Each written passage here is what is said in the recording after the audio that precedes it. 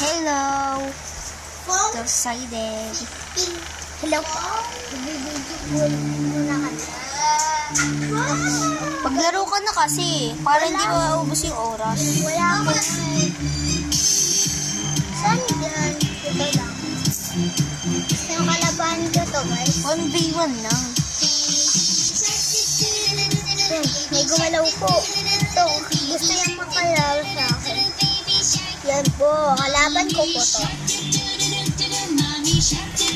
Level 33. Yan po. Papakita mo.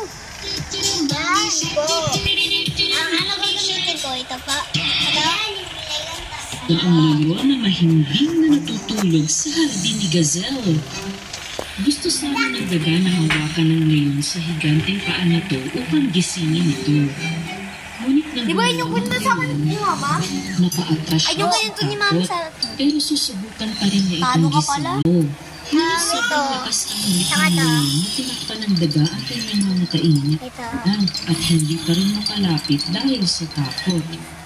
Naisipan ng maliit na daga na maghanap sa paligid ng patpat na panggising sa leon. Di sinasadyang dumampi ang buntot niya sa balbas ng leon. Biglang nagising ang leon. Dahil nagising mula sa kanyang masarap na pagtulog, naiinis na hinarap ng leon ang daga.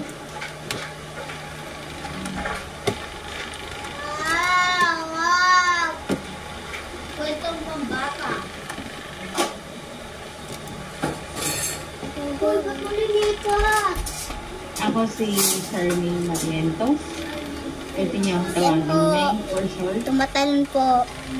Talo po ako dyan. Ito po. Mas malakas po. Ang tamad na prinsesa.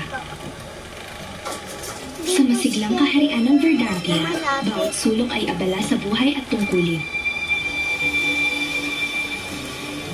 Dahil ang kanilang mga pinuno ay mabubuti at masipag na tao.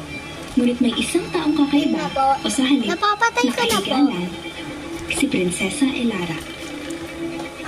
Kamahalan, ang araw ay ilang oras ng sumikat. Di sana sinabi mo na lang doon na hindi pa ko handa.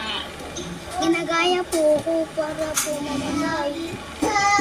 Parang po ako mamatay. Kasi tayo po ako.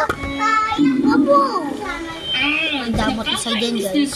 Bakit hindi ka makakain ng mag-isa?